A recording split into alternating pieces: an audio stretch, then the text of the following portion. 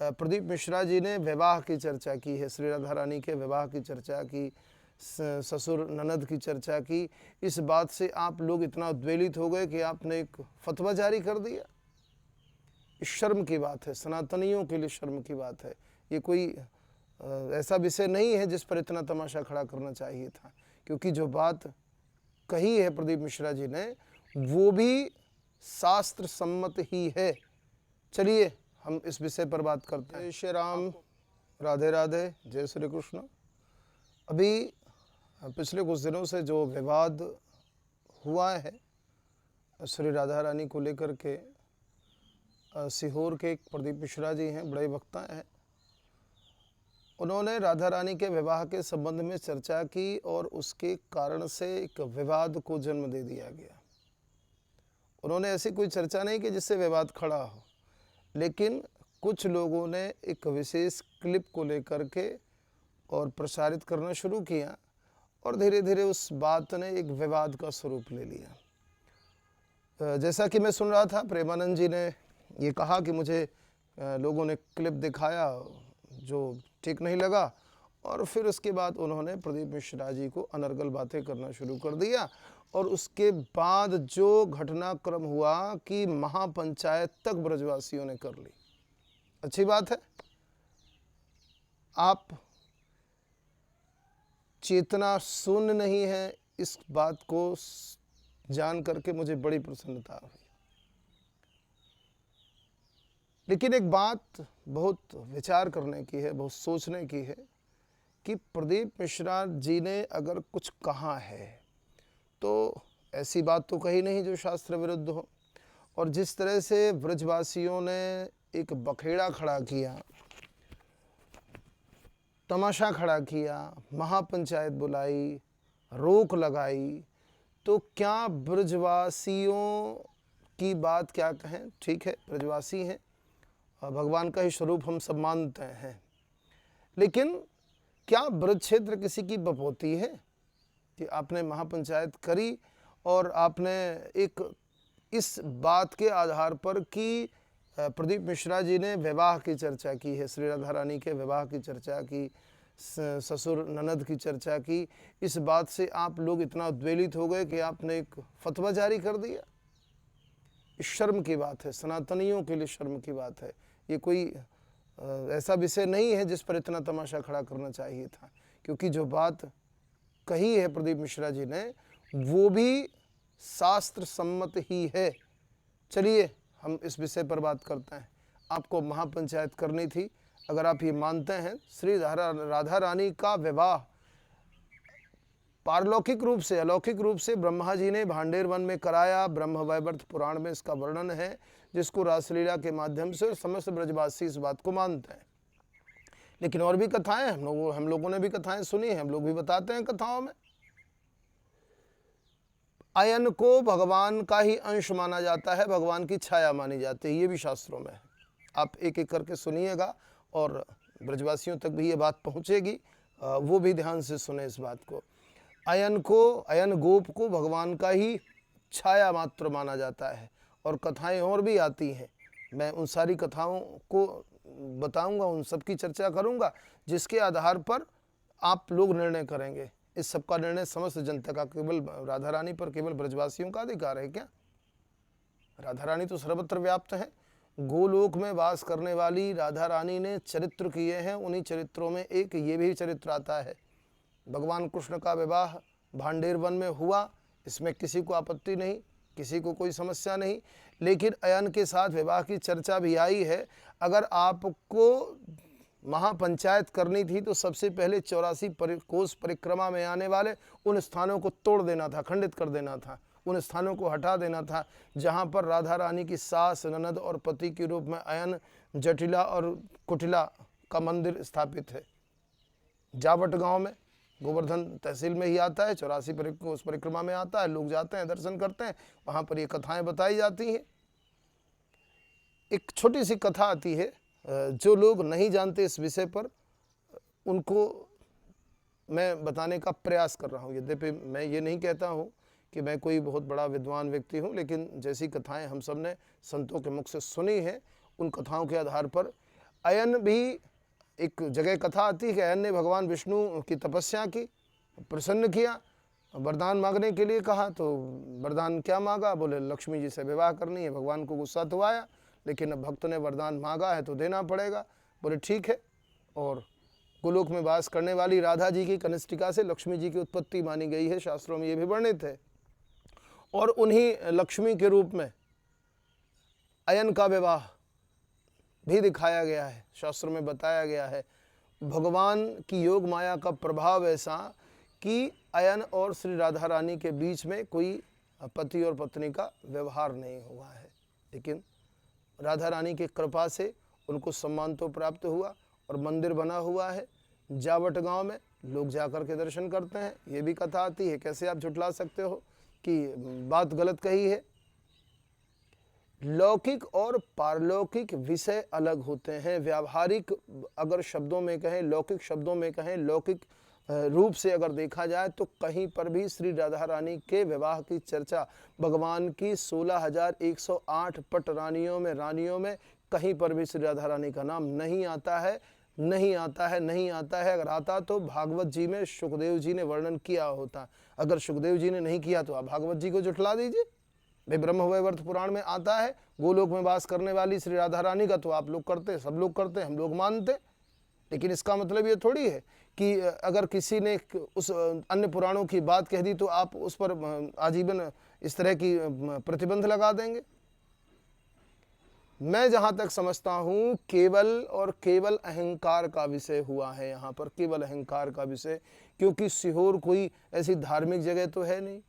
अब सीहोर से निकला हुआ एक वक्ता क्या किया उसने मैं नहीं जानता, सब जानते हैं कि किन कारणों से प्रदीप मिश्रा की इतनी ख्याति हो गई। कोई अपराध तो किया नहीं। भारत में टुटकों को बहुत ज़्यादा माना जाता है। यद्यपि प्रदीप मिश्रा जी जिन टुटकों की चर्चा करते हैं शिव पुराण में इन सब का कहीं उल्लेख नहीं मिलता है, लेकिन लोगों को शांति मिल जाती है, ईश्वरीय तत्व पर भरोसा हो जाता है। जब उस तरह की बातें होती हैं तो कई लोगों को किन्हीं कारणों से अगर आराम मिलता है तब तो लोग इतना जुटते हैं। और रही भाई भीड़ जुटाने की, तो मैं देख रहा हूं कि भीड़ ज़्यादातर ऐसे वक्ताओं की कथा में ही होती है जिनको कथा से बहुत ज़्यादा मतलब नहीं होता है। वो खूब आडंबर करें, खूब तमाशा करें, खूब नाच गाना करें, भागवत जी का स्वरूप विकृत करें और जनता का मनोरंजन करें। मनोरंजन के लिए जनता आती है और थोड़ा सा टुटका मुटका बता दें तो लोगों को लगता है कि उनको सब कुछ मिल गया है। चूँकि आम आदमी स्वार्थी होता है, अपने स्वार्थ पूर्ति के लिए जाता है। अगर ये हो जाए कि भगवान के मंदिर में कुछ नहीं मिलने वाला, तो भक्ति के लिए बमुश्किल गिने चुने लोग होते हैं जो जाते हैं। ज़्यादातर लोग भगवान से संबंध रखते हैं कि उन्हें कुछ मिलेगा, और इसी बात का फ़ायदा उठाया और टुटकों के माध्यम से एक अलग ख्याति हो गई। तो इसमें अब कथा के दौरान कहा हुआ शब्द अगर गलत हो, शास्त्र विरुद्ध हो, तो अच्छा लगता है। अगर यही महापंचायत, मैंने इसके पहले भी एक वीडियो बनाया था जिसमें मैंने जिक्र किया है कि क्यों आखिर क्यों मांगे माफ़ी, किस बात पर माफ़ी मांगे, तो वहाँ पर भी चर्चा मैंने की इस संबंध में कि अगर महापंचायत करनी ही थी तो ऐसे लोगों के खिलाफ महापंचायत करनी चाहिए थी जो कथाओं का स्वरूप बिगाड़ रहे हैं, लेकिन आपने वैसा नहीं किया। केवल ईर्ष्यावश की वृंदावन से अलग क्षेत्र से, तीर्थ क्षेत्र से अलग क्षेत्र से एक व्यक्ति उठता है और सारे विश्व में जहाँ पर भारतीय लोग हैं उनके मानस पटल पर उसका स्थान अंकित हो जाता है और उसकी कथाओं में भी लाखों की भीड़ होती है। बड़े बड़े डोम लगते हैं जहाँ पर लाखों लोग एक साथ बैठते हैं। जहाँ वो व्यक्ति जाता है तो रास्ते जाम हो जाते हैं।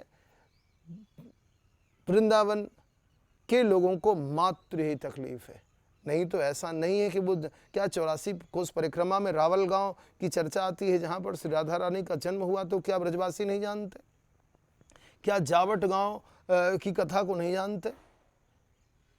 ऐसी अनेक कथाएं आती हैं। क्या जटिला कुटिला के रूप में, अयन के रूप में स्थित मंदिर है जहाँ पर यह मंदिर ब्रजवासियों को नहीं मालूम है? और अगर वहाँ पर जटिला कुटिला और अयन का मंदिर स्थित है तो अयन कौन है ये क्या ब्रजवासियों को नहीं मालूम? लेकिन क्या संतों को नहीं मालूम? लेकिन लोगों ने फिर भी इसके बाद भी ऐसा लगता है कि जैसे एकाधिकार हो।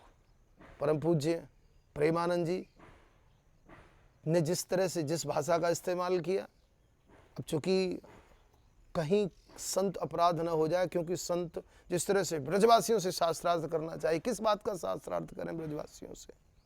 भई कोई संत लोग शास्त्रार्थ का विषय थोड़ी है। ठीक है, रसिकों की बात है, रसिक लोग मानते हैं, लेकिन शास्त्रार्थ में क्या आप बताएंगे? क्या उस मंदिर को झुठला देंगे? क्या अन्य अन्य शास्त्रों में जो बातें कही गई हैं उसको आप झुठला देंगे? कई कथाएं, छोटी छोटी कथाएं से कथाएं आती हैं, आपको उनको बताना चाहिए। हम राम कथा ज़्यादातर करते हैं, गोस्वामी जी के बहुत सारे लोग रामचरितमानस को ही जानते हैं, और कई बार ऐसी बातें उठती हैं कि कहना पड़ता है कि केवल रामचरितमानस से ही भगवान श्री राम के चरित्र को नहीं समझा जा सकता है। उसमें बहुत सारी बातें ऐसी हैं जो गुप्त रूप से अंकित हैं, गोस्वामी जी ने संकेत किया है। अब संतों के मुख से उन कथाओं, उन चौपाइयों के गूढ़ तत्व को सुनकर के कथाओं में बताया जाता है, उनका स्पष्टीकरण किया जाता है। अगर राधा रानी के विवाह की चर्चा हुई है तो उसका स्पष्टीकरण करना चाहिए था, ना कि ये कहना चाहिए था कि मैंने सुना एक वक्ता को, उसने तो इतना असभ्य, ये वक्ता है, ये महाराज जी कहते हैं कि इसको बुलाओगे तो सर्वनाश हो जाएगा, कथा ऐसे सुनोगे तो नरक लोक की प्राप्ति होगी। तो इन वक्ताओं को जो टीवी में इस तरह का बयान दे रहे थे, इनको बुलाने से किसी का उद्धार हो जाएगा? जिनको ये तमीज नहीं है बात करने की कि बाप तुम्हारे बाप होंगे, अरे वो भी वक्ता है, कथा वो भी कर रहे हैं, बात कही है, तो अगर आप नहीं जानते हो तो इसका मतलब दुनिया में कुछ नहीं है, ये नहीं है महाराज। आप लोग वक्ता हो, सनातन धर्म को मानने वाले सब लोग हो, बार बार हाथ जोड़ करके निवेदन करता हूँ कि सनातन धर्म को नुकसान अपने अहंकार के लिए मत पहुँचाइए। आप नहीं जानते इसका मतलब ये नहीं है कि वो विषय नहीं है। बहुत सारे पुराणों में, बहुत सारे शास्त्रों में विषय वर्णित होते हैं। हम अपनी भावनाओं से जो मानते हैं, हमारा भाव है, हमारा भाव भी सही है। जिसने कहा है, एकदम से अगर कोई शास्त्र विरुद्ध बात कही हो तो ठीक है, लगता है, लेकिन जिस बात के प्रमाण स्थित है, उसी ब्रज में प्रमाण स्थित है, उस बात को इस तरह से खारिज करना ये कहाँ की बात है? भाई उन्हीं शास्त्रों में दिया हुआ है, ऐन गोप के संबंध में चर्चा है, भगवान की कृष्ण की छाया कहा गया है, श्री राधा रानी की कनिष्ठिका से प्रकट लक्ष्मी के स्वरूप को बताया गया, और उनके विवाह की चर्चा भी है आंशिक रूप से। तो क्या वो शास्त्र झूठ है? शास्त्र कोई झूठा नहीं है, सिर्फ समझने का विषय है। हम जिस बात को मान लेते हैं, गोलोक में वास करने वाली राधा रानी सबकी हैं प्यारो। केवल ऐसा नहीं कि जिसने उनकी तपस्या की, ठीक है, किसी के पूर्व जन्म के संस्कार रहे तो जल्दी कृपा हो गई, किसी का तप अधूरा रह गया, आराधना अधूरी रह गई तो नहीं हुआ। बाकी श्री राधा रानी तो भगवान की आह्लादनी शक्ति मानी जाती हैं, आराधिका है भगवान की। ये पत्नी और आराधिका में बहुत बड़ा फर्क होता है। पत्नी से कई बार विमर्श करते करते खट्टी मीठी हो भी जाती है, लेकिन जो इसीलिए राधा रानी को अधिक स्थान दिया गया है। कई जगह तो रुक्मिणी मैया और राधा रानी को एक स्वरूप भी बताया गया है। राधा रानी और रुक्मिणी एक साथ कभी नहीं दिखी। हम देखो होगा, हम ये नहीं कहते कि नहीं है, क्योंकि सारी दुनिया में हम व्याप्त नहीं है, सारी जानकारी हमको नहीं है, इसलिए मैं ये नहीं कहता हूँ। लेकिन फिर भी मुझे नहीं लगा कि रुक्मिणी जी और राधा जी का कहीं एक साथ मंदिर बना होगा तो बारंबार प्रणाम है, तो क्यों नहीं है भाई। राधा रानी की तुलना मीराबाई से की गई है। लोगों ने भजन भी लिखा है कि मीरा एक राधा, उस पर कभी किसी ने आपत्ति नहीं की, क्योंकि श्री राधा रानी भी भगवान की आराधिकाएं हैं, अनन्य आराधिकाएं हैं। पति रूप में तो सारी गोपियां मानती हैं। भागवत जी में वर्णन आया, परीक्षित जी और सुखदेव जी के बीच में संवाद होता है। सारी गोपियां, भले ही उन्होंने लौकिक रूप से किसी के साथ ही विवाह क्यों ना किया हो, लेकिन पारलौकिक रूप से भगवान ने भी इस बात को कहा कि वो मुझे अपनी आत्मा ही मानती। गोपियां अपना पति मानती। तो क्या 16,108 रानियों में उन सब का वर्णन आया? नहीं आया। लौकिक चीज अलग होती है, पारलौकिक चीज अलग होती है। इसलिए हे प्यारो, संतों, आपके चरणों में बार बार निवेदन है, समस्त वक्ताओं से फिर मैं निवेदन करूंगा कि इस तरह की बातों को इस तरह से मत करिए, मत करिए, मत करिए, क्योंकि इसमें अंततोगत्वा नुकसान सनातन का होता है। लोगों को बहस करने का मौका मिलता है, जबकि इस बहस का कोई कारण नहीं था, फिर भी बहस को बढ़ाई गई। इसलिए इसको विराम दें, और जो चीज़ें निकलती हैं वक्ताओं के मुख से, अगर व्यासो विष्णु रूप आए हैं तो भगवान ही निकालते हैं। उन पर एक बार मंथन करने के बाद व्यक्तिगत तौर पर भी किसी तरह से चर्चा हो सकती है, खंडन हो सकता है, या स्वयं का वीडियो बना करके खंडन कर दिया जाए, पर इस तरह से किसी पर आक्षेप करके अपमानित न किया जाए। मैं धन्यवाद देना चाहूँगा प्रदीप मिश्रा जी को, जिन्होंने एक बार भी किसी भी संत के संबंध में कोई ऐसी टिप्पणी, मैं उनका एक दिन वीडियो में मुख देख रहा था, ये लग रहा था कि मुझसे कोई गलती नहीं हुई। आपने कहा है, शास्त्र सम्मत है, जिसको नहीं मालूम है वो शास्त्र ढूंढे। अपमान करना है तो उसका खामियाजा सबको भुगतना पड़ेगा। शाप किसी एक के लिए नहीं बना है, और भगवान का न्याय किसी एक के लिए नहीं है। मैं इसी बात के साथ में अपनी इस बात को यहीं पर विराम देता हूँ। राधे राधे, जय श्री कृष्ण, जय सिया राम।